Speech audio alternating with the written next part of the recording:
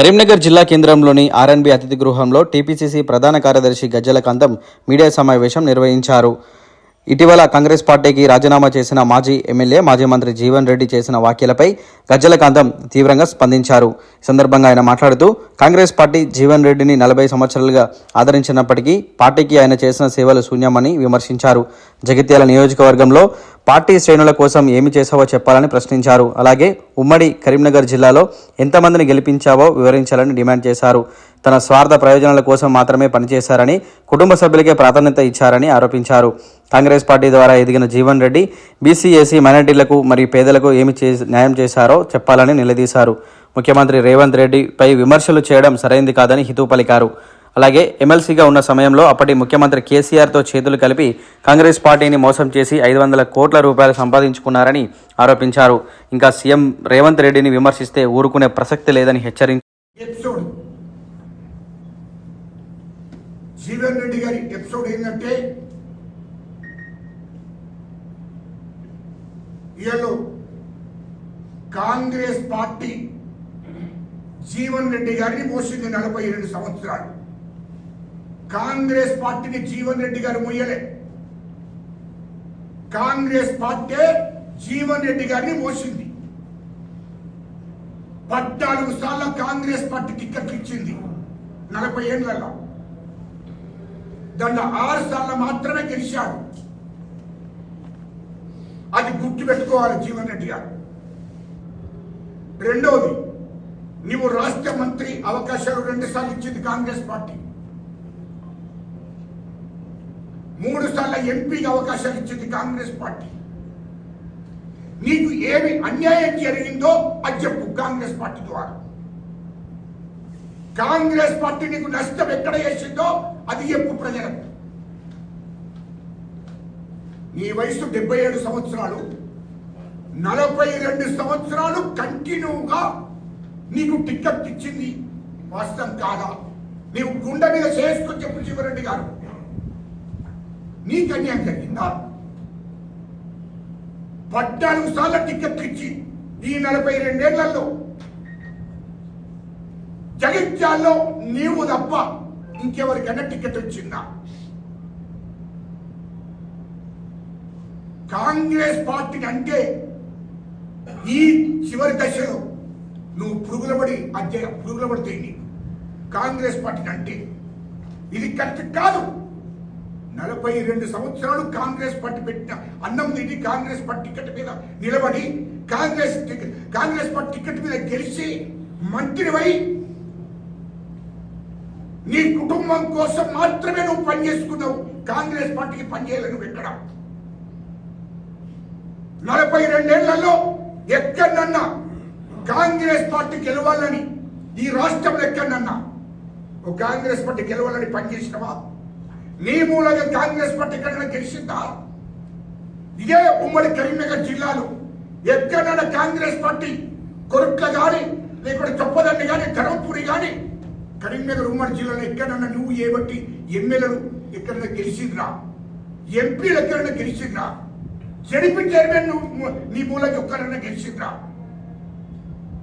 అరే 42 ఏళ్లలో నువ్వు మాత్రమే గెలిచి 6 సార్లు నువ్వు మాత్రమే గెలిచినవు, నువ్వు మాత్రమే మంత్రి అయినవు. నీ తమ్ముడిని జగిత్యాల అవకాశం అంతా నీ తమ్ముడిని మున్సిపల్ చైర్మన్ చేసినావు.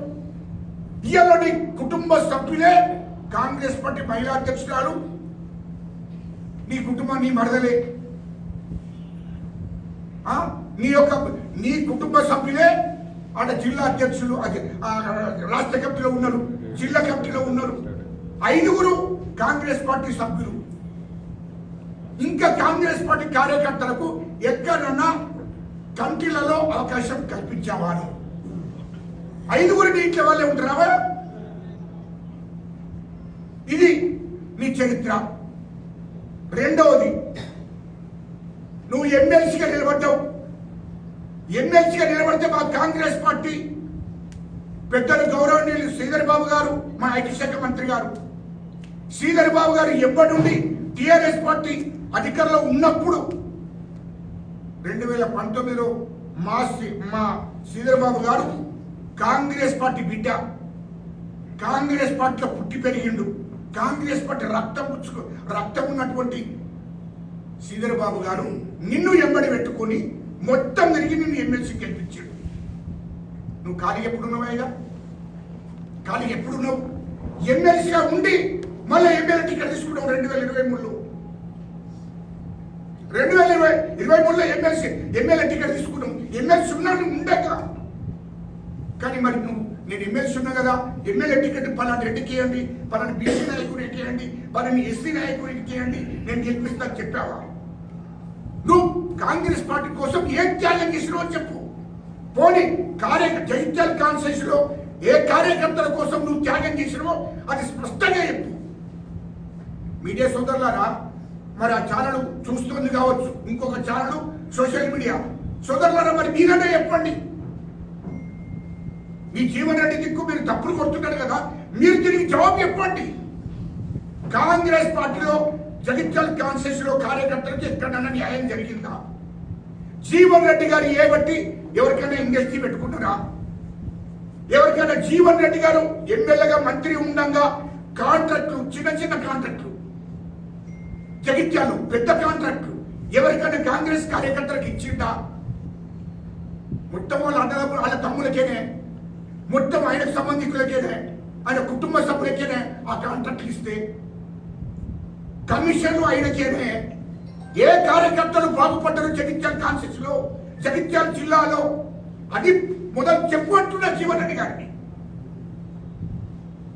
ఏంటంటే కాంగ్రెస్ పార్టీకి నువ్వు చేసింది ఏమిది?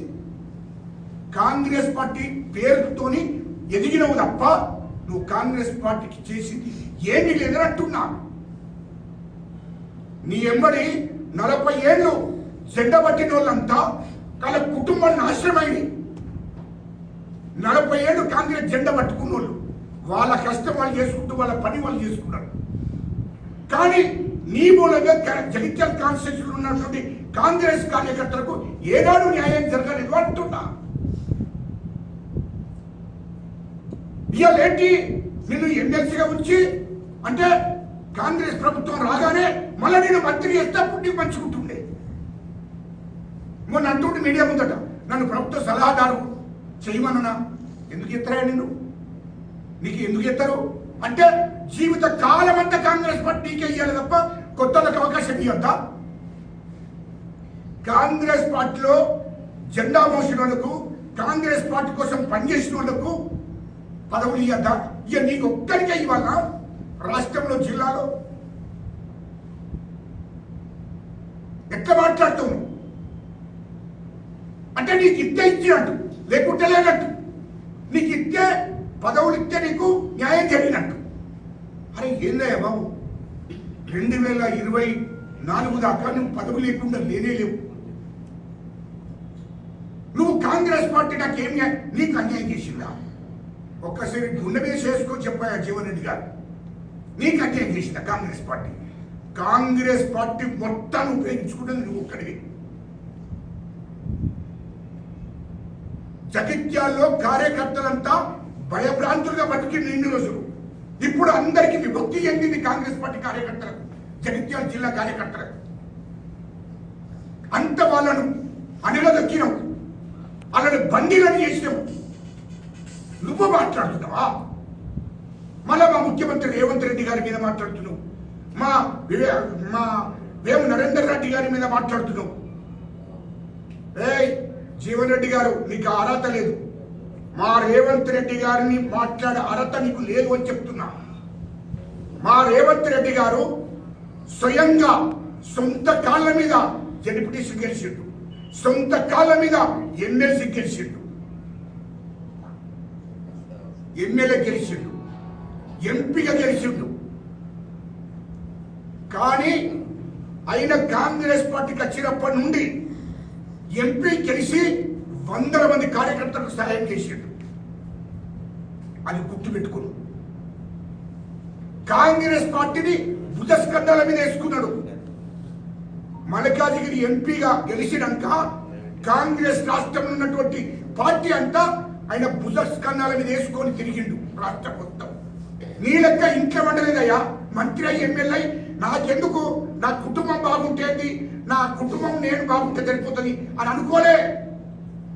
ఓ జీవన్ రెడ్డి గారు, మా ముఖ్యమంత్రి రేవంత్ రెడ్డి గారు ఆయన ఎంపీగా ఉండే కాంగ్రెస్ పార్టీని భుజస్కంధాన్ని తీసుకొని రాష్ట్ర వ్యాప్తంగా తిరిగిండు. ఆయన పిసిసి అధ్యక్షుడై రాష్ట్ర వ్యాప్తంగా తిరిగిండు. అన్ని నియోజకవర్గాలు తిరిగిండు, అన్ని మండలాలు తిరిగిండు. మొత్తం సొంత ఆస్తులను కూడా కాంగ్రెస్ పార్టీ కోసం ఖర్చు పెట్టాడు. రేవంత్ రెడ్డి గారు పిసిసి అధ్యక్షుడు అయిన కాడి నుండి మొత్తం ఆయన ఆస్తులను కూడా తాకట్టు పెట్టి పార్టీ కోసం పనిచేసిండు, పార్టీ కోసం ఖర్చు పెట్టిండు.